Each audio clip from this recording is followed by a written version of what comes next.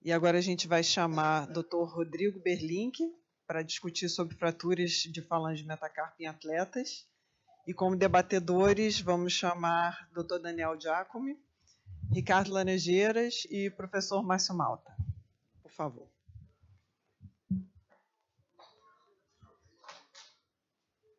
Tem que ligar aqui.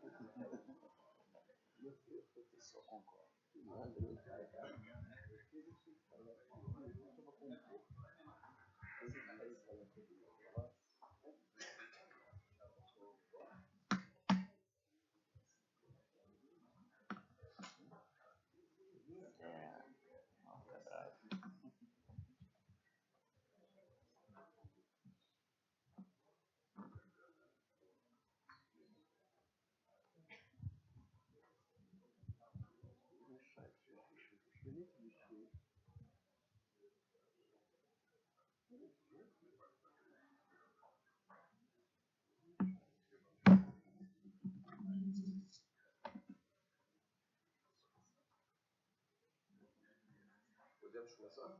Sim. Microfone nesse slide? Melhor? Preferem que fale no microfone ou não precisa? Melhor?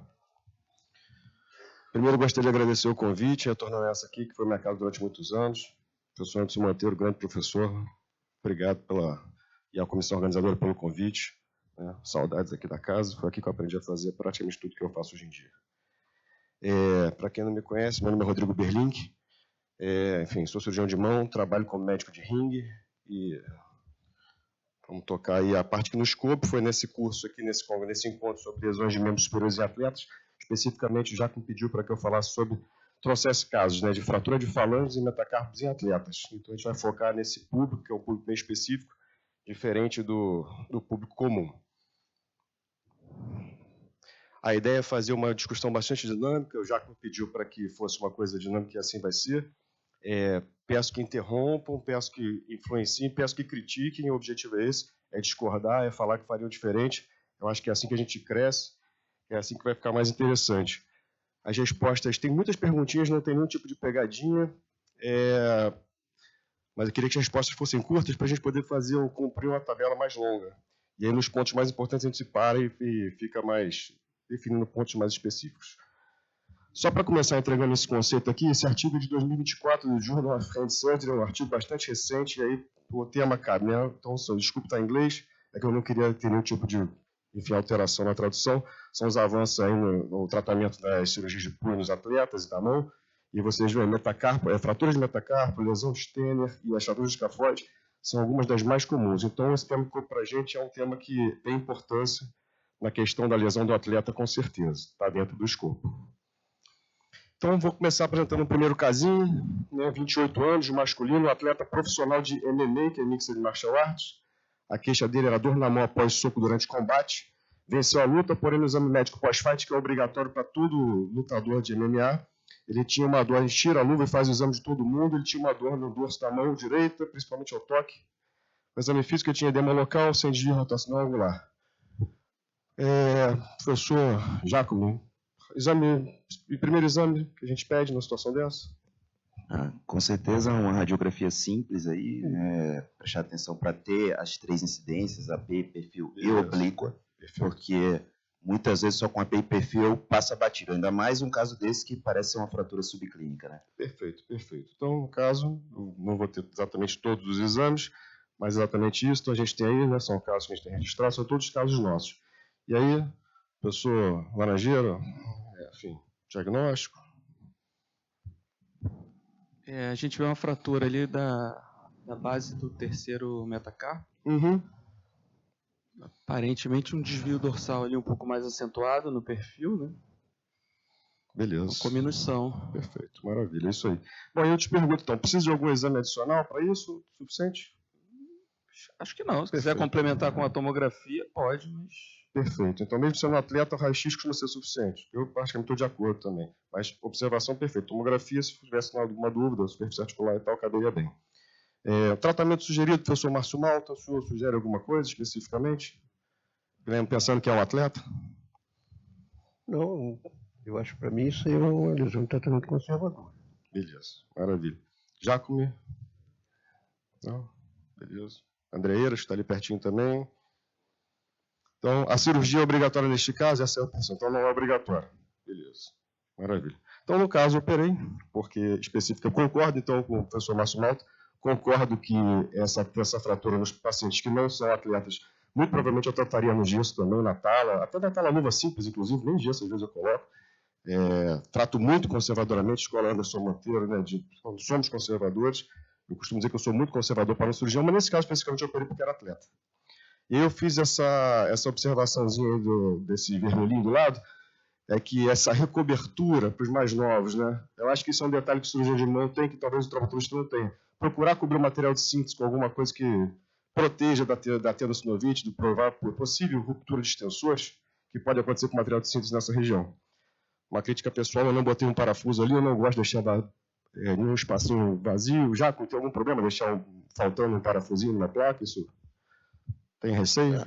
Assim, de literatura, etc., tá perfeito do ponto de vista de fixação. Se você puder adicionar, ainda mais nesse caso, né, que é um atleta, para dar um pouquinho mais de estabilidade nessa síntese e permitir uma mobilidade precoce, que foi o único motivo que operou, se desse para colocar assim, mas eu tenho certeza que você não colocou porque ficou no meio da comunicação, você achou que não estava pegando em nenhum osso e...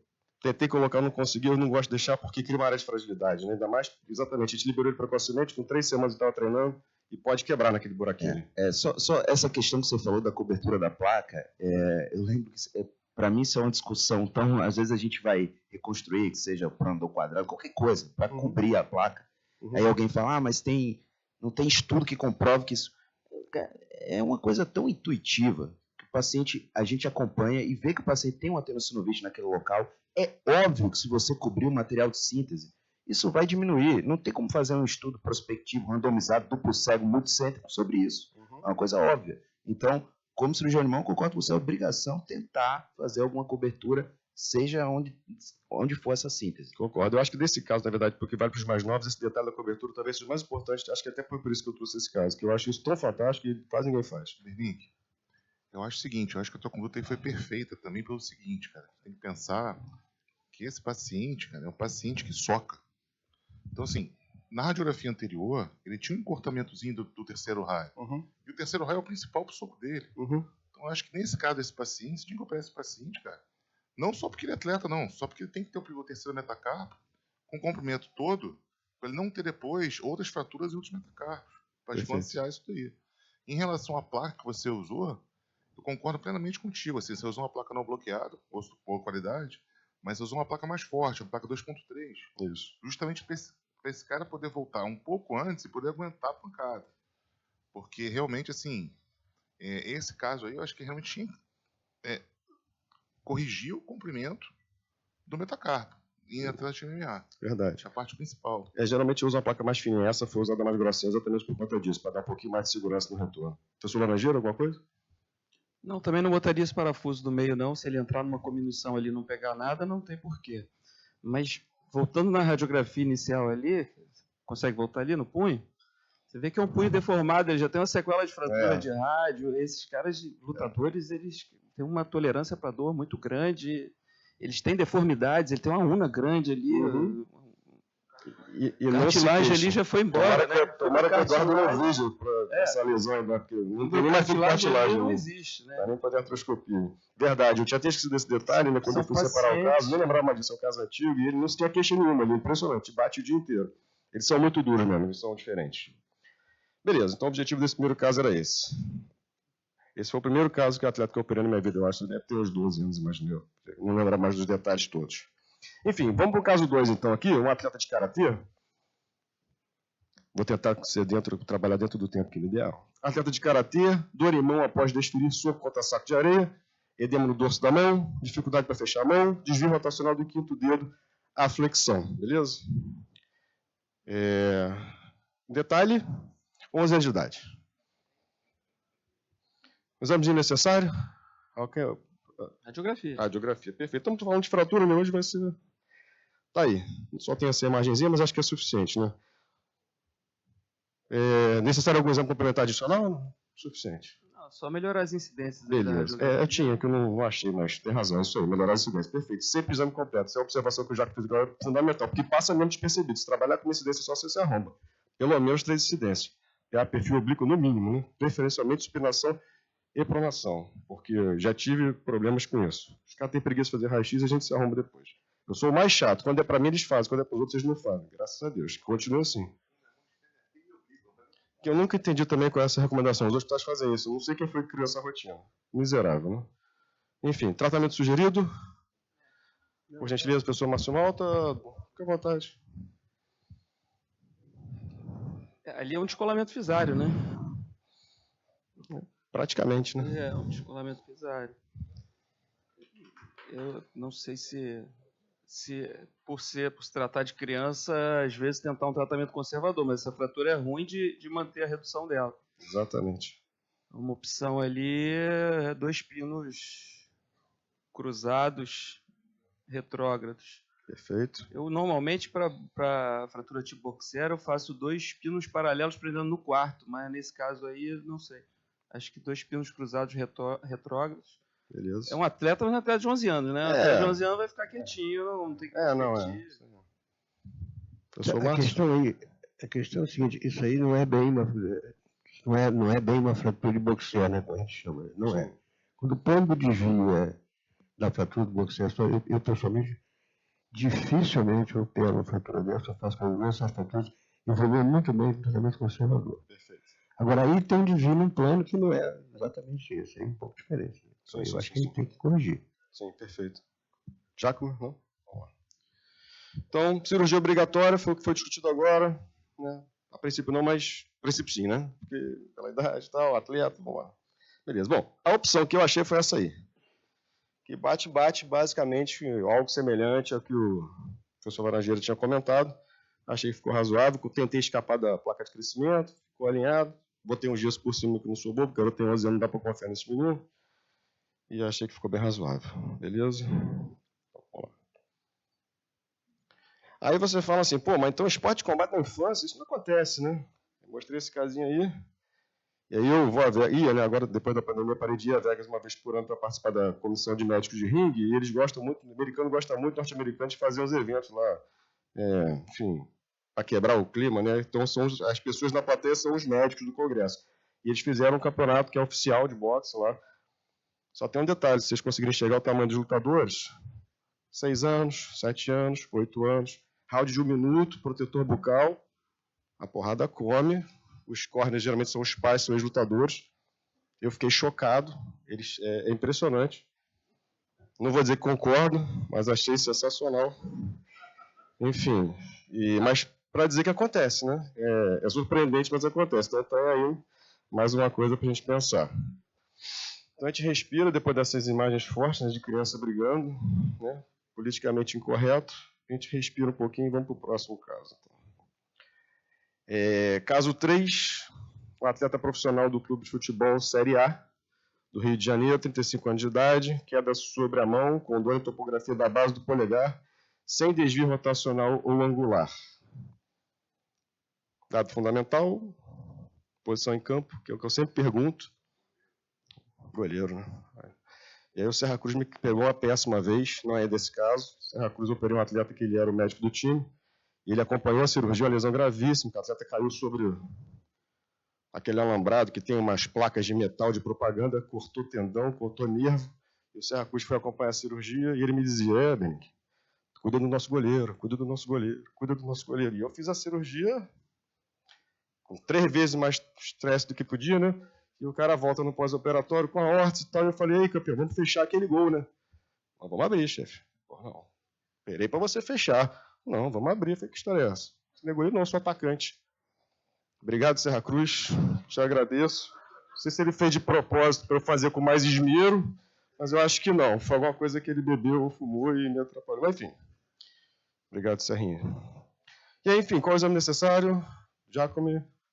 Mais uma vez, radiografia, né? Só lembrar para a série ali, pensando no polegar, né? Fazer um AP de Robert, e perfil verdadeiro, ter boas incidências, né? Perfeito. Então, estamos falando de fratura, meu tema é fratura, para mostrar para os meninos que a radiografia tem muito espaço. Né? Não é só exame complementar sofisticado, não. A radiografia resolve quase todos os nossos problemas. Professor Márcio Malto, sua opinião sobre o caso? Essa é uma fratura articular, né? Como toda fratura articular, merece tratamento cirúrgico, redução, fixação. Perfeito. Eu queria aproveitar a oportunidade para enfatizar essa questão do exame complementar. Perfeito. Trauma agudo, no membro superior especificamente, o primeiro exame é uma chapinha. Tudo começa com uma chapinha. Porque esse costume hoje de faz uma ressonância, isso se incomoda, né? Faz uma ressonância, não precisa fazer uma ressonância para ver fratura de mão. Não precisa, não é necessário, decididamente. Então, enfatizar isso para as pessoas que estão começando a vida aí, porque a pressão é muito grande às vezes, né? A questão de exame complementar. Tudo começa com uma chapinha. Primeiro uma chapinha. Depois, eventualmente, até você vai precisar fazer alguma coisa a mais. Mas beleza, vou enfatizar isso aí, porque o que está sendo dito aqui, né? É a terceira ou quarta vez que se fala aqui, não, precisa de uma radiografia. É uma chapinha. Primeiro uma chapinha. Questiona muitas vezes, né? Doutor, não vai pedir uma não vai pedir uma ressonância, vê tudo. Na ressonância vê tudo, né? Quer dizer, se fosse verdade, que maravilha seria, né? Esse excesso de perguntas minhas qual é o próximo exame, justamente com o objetivo de enfatizar para os meninos mais novos, é que o raio-x está resolvendo, até aqui resolveu tudo para a gente. E é exatamente esse o objetivo. Digo até mais, hoje eu faço bastante ultrassom. O André sabe que eu estou empolgado com a técnica, tem uns meses que eu tenho feito muito. Para mão, especificamente, e punho. Estou adorando a técnica. Qual a diferença? O especialista fazendo ultrassom, não sei se todo mundo faz, é muito diferente do generalista fazendo ultrassom. E eu posso dizer com vocês, hoje em dia que eu conheço quem lauda ressonância no Rio de Janeiro, quem lauda ultrassom, hoje eu posso dizer que tem muita gente boa, mas tem muito laudo errado. Tem muito laudo falho. Se você fosse pegar nesses laudos para tomar decisão, que é o que a gente faz muitas vezes para tomar sua decisão cirúrgica, você corre risco de ter problemas. Então, assim, saber interpretar o exame, pedir adequadamente do mais simples para o mais complexo, ajuda demais. E o exame físico a gente sabe que é o fator capital. Bom, mas foi muito boa observação, professor. Exatamente era essa a ideia. Bom, algum exame complementar necessário adicional para isso? Fora as incidências bem feitas, que no caso não temos. Perfeito, maravilha. Então, vamos lá. Tratamento sugerido, professor Laranjeira, sua experiência com essa fratura. Então, a incidência, eu precisava de outras incidências ali, pelo menos um AP para entender melhor essa fratura. A fratura, eu considere um Bennett ali, enfim. Não é um Bennett porque não está luxado, sim, né? Aparentemente não está luxado, mas parece um Bennett, Vamos supor que fosse. O Bennett, normalmente, eu faço uma tração e boto 2 pinos fixando no metacarpo do lado, ou até para os ossos do carpo. Aí você entra na questão de ser um goleiro, querer reabilitar mais rápido, mas eu não sei se você ganha muito em abrir isso aí, fixar com placa, parafuso, não sei, tenho minhas dúvidas. Perfeito. Eu, de rotina, faço uma fixação, redução e fixação percutânea. Perfeito. Giacomo? Não, eu concordo perfeitamente, porque assim, pensando no atleta, o único objetivo seria devolver ele para a atividade o mais rápido possível. Ninguém colocaria uma placa e anteciparia um goleiro para sofrer impacto de bola com uma placa e parafuso, né? Vou até falar uma observação. Tem gente que faria. Eu não, mas tem gente que faria. Esse é o motivo da discussão. Berlink, dependendo das outras incidências, esse fragmento é grande, cara. Às vezes dá pra você colocar 2 parafusos paralelos canulados aí de repente. Tá vendo como é que começa? As outras opções vão aparecendo? Existem outras opções, é verdade. Aí você não vai ter o problema do material de síntese incomodando depois. Perfeito. Você não vai precisar fixar no segundo meta para segurar isso daí. Perfeito. Vai mais rápido. Então, a discussão justamente é essa, né? Já vi casos, nem do Brasil, na verdade, alguns atletas que sofreram esse tipo de lesão e fizeram com parafuso, com placa. Eu, particularmente, tenho medo e não gosto, porque o objetivo é justamente... O único objetivo, como o Laranjeira falou, seria, o Jaco falou, liberar precoce. Mas eu não tenho coragem de liberar precoce. Está mais sendo um goleiro. Então, assim, já que não é para liberar precoce, eu também teria restrições a fazer. Tá? Mas o objetivo de discutir justamente era esse. Então, a cirurgia é obrigatória, vamos supor que seja um dente, embora não tenha as outras incidências. A opção que eu fiz foi aquilo mesmo, né? Tracionadinha, passar 2 fios.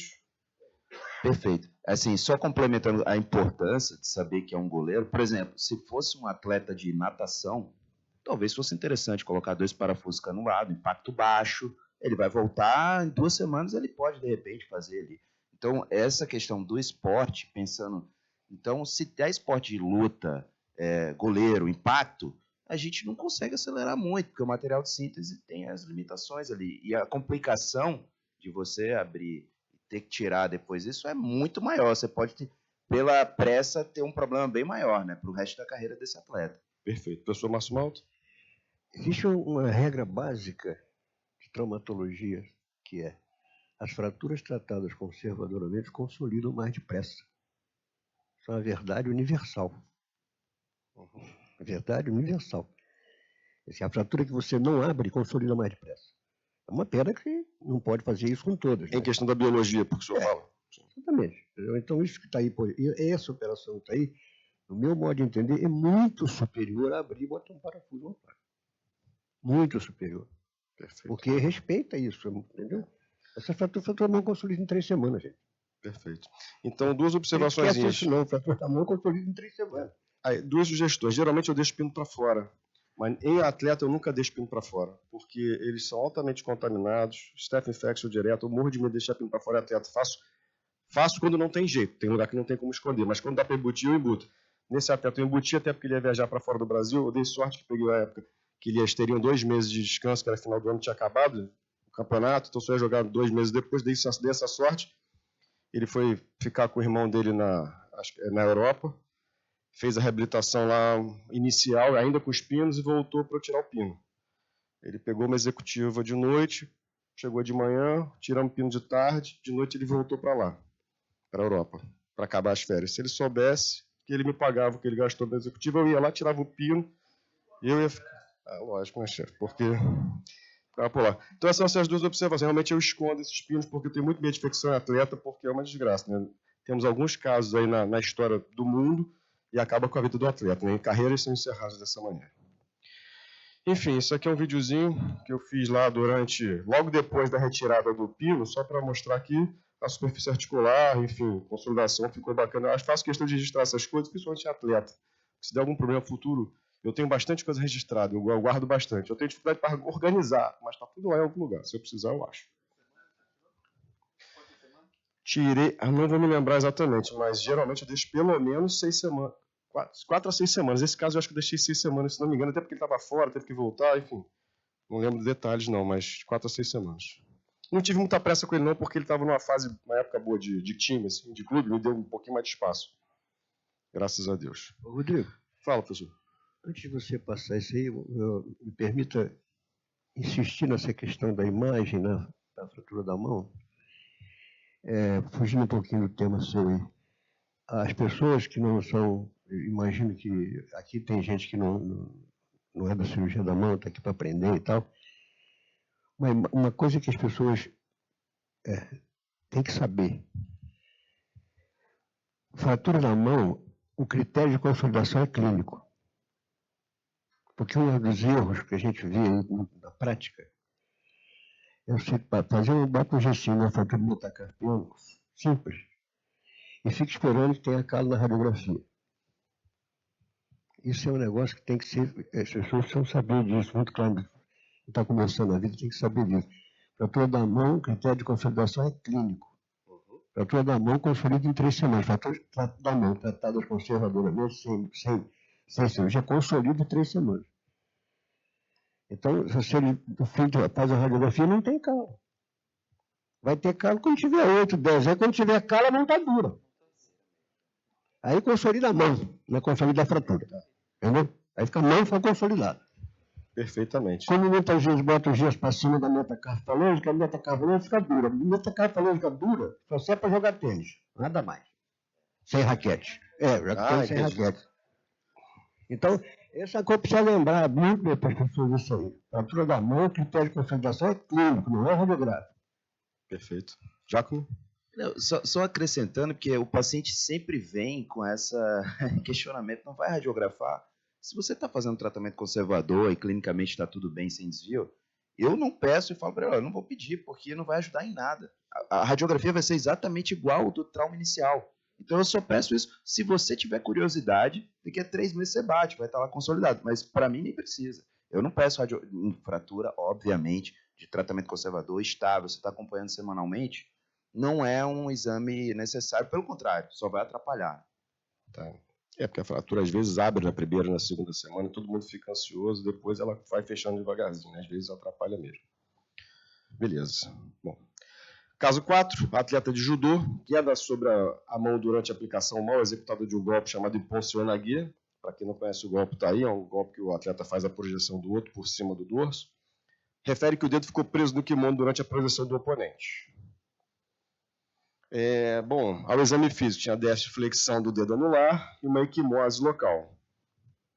Qual exame solicitar? Professor? Radiografia. Radiografia, perfeito. Maravilha, então a radiografia está aí. Precisa de algum exame complementar? Acho que não. Beleza, concordo que não precisa. Tratamento sugerido, por gentileza. Podem escolher. Então, isso aí, além de ser uma fratura, tem um arrancamento do tendão flexor, né? Uhum. E aí, o ideal é você reinserir o tendão flexor. Como é que você vai fazer essa fixação? Tratamento cirúrgico. Perfeito. Fazer uma abordagem volar e tentar fixar ali, de repente, com um parafuso. Parafuso. E ainda botaria um pino travando a articulação para não deixar esse paciente mexer. Perfeito, parafuso, pino de proteção travando a articulação. Acho que isso. Suficiente. Mas é abordagem cirúrgica, a princípio. Beleza. Isso é muito difícil tentar tratar com conservador isso aí. Ok, Giacomo? Em termos de fixação, alguma sugestão diferente dessa que o professor Laranjeiro disse?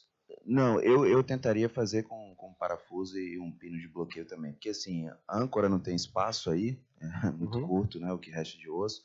Poderia fazer, se não tivesse acesso a um pull-out, aí é uma opção. Beleza. Mas a minha primeira opção seria tentar realmente fixar esse fragmento com parafuso. Professor Márcio Malta, André Eiras, professor Sandro Deodato, está ali, quietinho, alguma sugestão? Bernick. Alguma fixação diferente? Perfeito. Bernick, eu tenho 2 casos iguais a esse. Uhum. Tá? Talvez o fragmento tivesse sido um pouco maior. Uhum. Mas, nesses casos, eu vou te falar, eu tive um resultado muito bom colocando uma plaquinha de 1,5. Perfeito. Com 4 furos. Uhum. E a fixação ficou tão estável que eu nem cogitei em passar um fio de bloqueio da articulação. Eu gosto do André porque ele é corajoso. Assim, além de bonito, ele é corajoso. No outro caso, eu até passei o fio de bloqueio e fiquei com medo. Perfeito. Mas não ficou tão estável que eu nem cogitei. E isso foi bom para o paciente, cara, porque assim, a gente começou a reabilitar cedo o paciente. Então, assim, você tem uma lesão tendonoflexor associada, Perfeito. você vai ter uma aderência depois, você vai ter uma alimentação depois. Mas uma outra opção que você pode fazer também é o pull-out, que nem o Daniel falou, Perfeito. você pode fazer uma marrinha ao redor da falange também. Perfeito, perfeito. Tá? Brincadeiras à parte, o André a gente trabalha junto, eu gosto demais dele. E ele sempre traz umas ideias que ajudam muito mesmo, porque ele é um cara muito estudioso. Isso é verdade. Então a cirurgia é obrigatória, acho que a gente já chegou a essa conclusão. Bom, o que eu fiz? Eu fiz um pouquinho de tudo. Então eu botei a hook plate, mas eu tenho muito mais medo.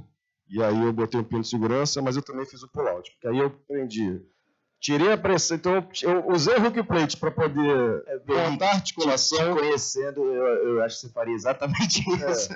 Então eu montei a placa na minha neurose para deixar a superfície articular legal, eu tirei a pressão da placa com o pull-out e pinei com o hook plate. Botou gesso depois, não? Hein? Não, mas a primeira semana ficou uma talinha. A primeira semana ficou uma talinha. Ficou a semana ficou uma talinha. E aí tá o resultado aí. Achei que ficou bom. O dedão lá tá funcionando bem. Eu tenho o resultado dele bem acompanhado, porque depois ele fez um dedo de martelo em outro dedo. Então você já virou até meu amigo. Enfim, tá aí. Funcionou, né?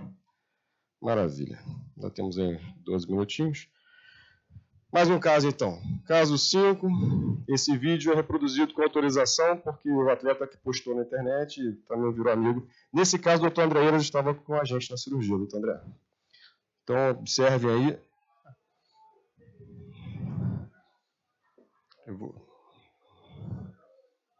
Eu só vou voltar ao vídeo, porque teve um ponto aqui fundamental que eu fiquei falando na hora. Observem que o atleta louro, ele está ali preparando um golpe. Ele soltou agora um overhand de direita, não sei se vocês viram, e ele para de bater e ele muda o nível, ele agora leva para o chão. Isso não foi à toa. Agora ele tenta... Isso é um treino, eles estão só fazendo um treininho. Estão só se divertindo. E aí ele mudou o nível, ele aplicou o overhand, ia dar um segundo soco, desistiu, mudou o nível, está trabalhando embaixo ali, quer dizer, por cima, desculpa, mas no chão, está tentando passar a guarda do atleta de baixo.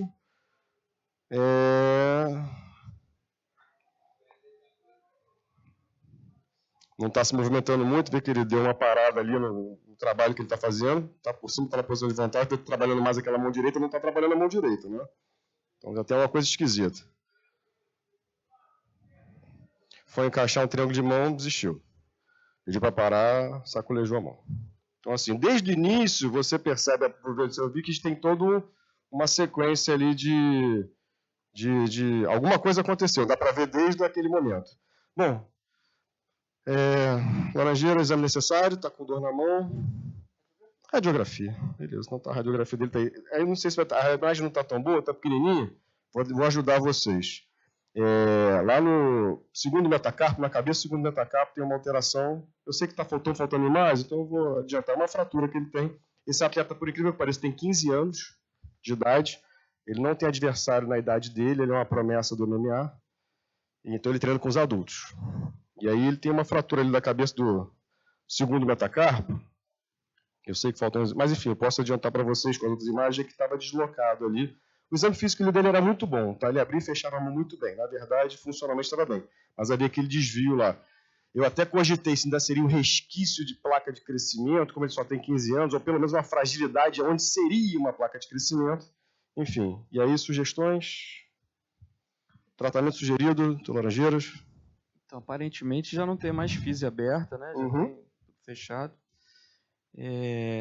Por essa incidência, ele tem uma congruência articular, está mexendo, fecha e abre a mão. Só por essa incidência dá até para pensar em tratamento conservador. Concordo. Mas você falou que nas outras incidências tinha desvio. Se tem desvio, tem que reduzir essa fratura e fixar. Beleza. Fixação aí pode ser de várias maneiras, pino cruzado, retrógrado, para reabilitar de mais rápido uma placa, tem as plaquinhas novas, aquela placa condilha da nova que não é mais condilha, agora é com parafuso bloqueado, que você bota ângulo ali, e tem funcionado bem. Eu fiz, Sandro fez agora algumas recentes, eu ajudei, e a plaquinha funciona, dá uma fixação boa, e você consegue reabilitar ele mais rápido, né? Beleza. A plaquinha na borda ulnar ali do meta, pegando a cabeça, mas sem invadir a articulação, né? Sem pegar o ligamento, sem pegar os ligamentos. Eu acho que é a maneira mais rápida de reabilitar um atleta nesse perfil. Beleza. Jacob? Professor Márcio Malta. O André estava com a gente na cirurgia, a gente discutiu bastante esse caso antes da cirurgia. O tratamento conservador foi uma opção que a gente levantou de fato. Os tipos de... Mas a gente optou pela cirurgia por ser um atleta que tem 15 anos, vai bater com essa mão pro resto da vida. E aí eu acho que cabe entrar nessa discussão. A gente está falando de atletas hoje. Esse de altíssima performance mesmo é uma promessa de fato. Porque muita gente chega lá dizendo que é promessa, não é promessa coisa nenhuma. E esse, de fato, é uma promessa. Então a gente optou pelo procedimento cirúrgico em função especificamente e grande parte por esse perfil dele. E aí, na verdade, a nossa opção foi fixação, redução, fechada e fixação, com o objetivo de agredir o mínimo possível uma região que vai sofrer pancada, pelo menos durante os próximos 20 anos, mas é mão direita, é a região fundamental. Estava no congresso agora lá em Maceió, umas semanas atrás, os BRAT, eu gostaria até que mais pessoas participassem, que é bem bacana, tem poucos de limão que participam. E aí eu mostrar um caso, algo semelhante, que agora está na moda, os parafusos intermedulares, que eu também gosto muito, que para a pessoa convencional não vejo problema, e isso foi batido lá, terço dorsal, não pega na superfície articular, não era de carga, ok. mas vai passar perto de parede extensor, é atleta de soco, pro resto da vida. Fiz essa crítica lá em relação à cirurgia que o colega tinha feito. Gentilmente, eles acataram. Então, assim, não quis invadir com placa, nem com parafuso, especificamente por isso. Tá? Fiquei satisfeito com o resultado da cirurgia. Alguma observação, professor Massumoto? Fratura de colo de metacarpiano ou cabeça metacarpiano central tem que tratar cirurgicamente mesmo. Perfeito. Não tem forma de resolver, não. Maravilha. Bom, então, uma nova boa opção são os parafusos intramedulares. Eu não me lembro se esse caso é meu ou é de artigo, sinceramente. A gente tem feito bastante parafusos intramedulares, até para o estímulo do Carlos Alberto, né? Professor Carlos Alberto, professor Carlinhos, ele que começou a me estimular, eu era meio contra, para ser bem sincero, eu sou agarrado para aceitar para aceitar novidades, né? Mas tenho gostado bastante, a gente tem feito muito, mas em atleta eu não tive coragem de fazer ainda. Eu tenho um atleta que foi feito no interior, foi um colega lá que fez, não é nem especialista, mas ficou bom, está lutando e não teve nenhuma queixa. Mas eu ainda tenho medo, principalmente esse atleta que bate, eu procuro preservar ao máximo aquela região ali do metacarpofalangina dorsal. Mas é uma ótima opção para parafuso intramedular, cada vez mais todo mundo fazendo. E é uma complementação então daquele artigo que a gente mostrou logo no início, né, que as fraturas de metacarpo são das mais comuns, né, na extremidade superior de atletas profissionais, aí, enfim, segundo esse artigo, 19% a 34% das lesões da mão, então essa discussão que a gente teve aqui cabe.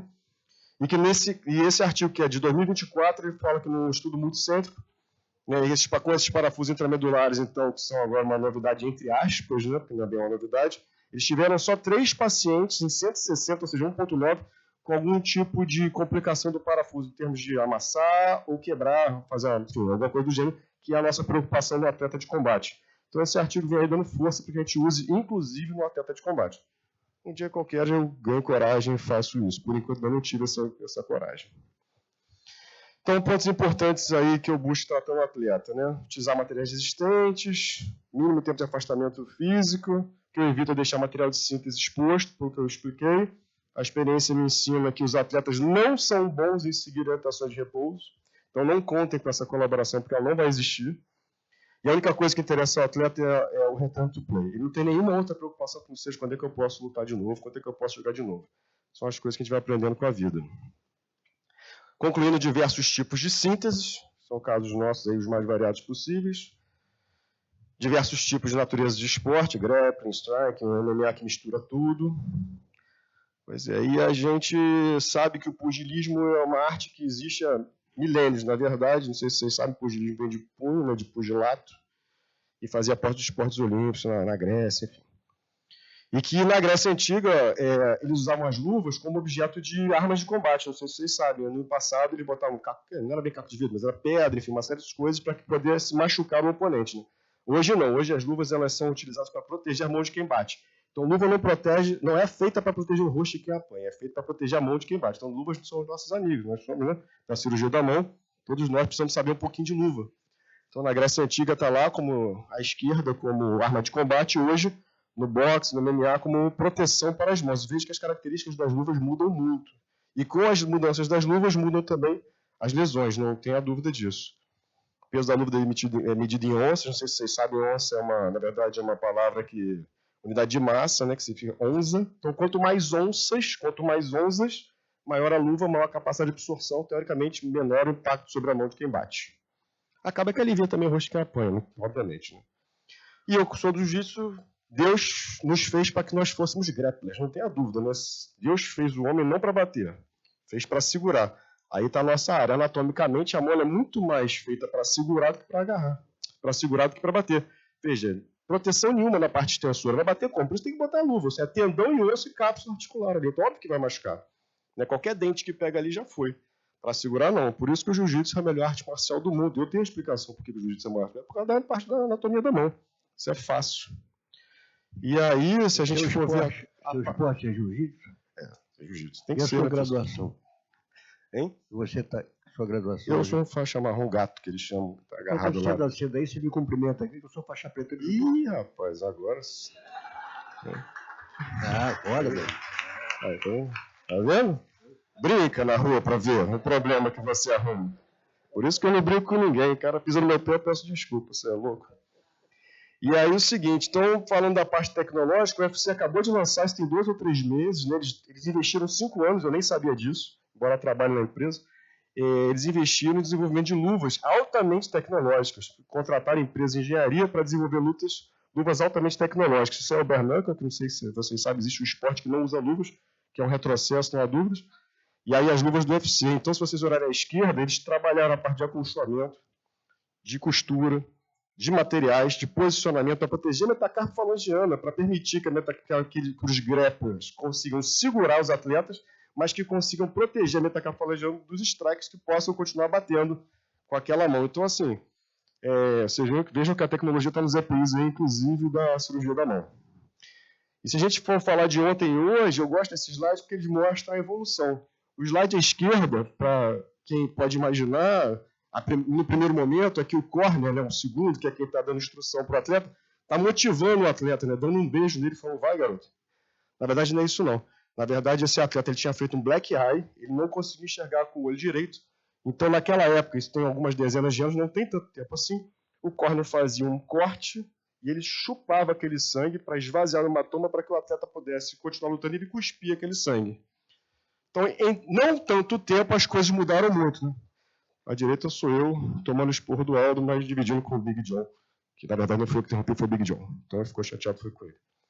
Nossa pequena contribuição, temos tentado fazer a nossa parte, embora no Brasil o estímulo à escrita não seja o maior, mas a gente faz o que a gente pode. E agradeço a vocês aí pela atenção, pelo tempo que foi dado. Obrigado.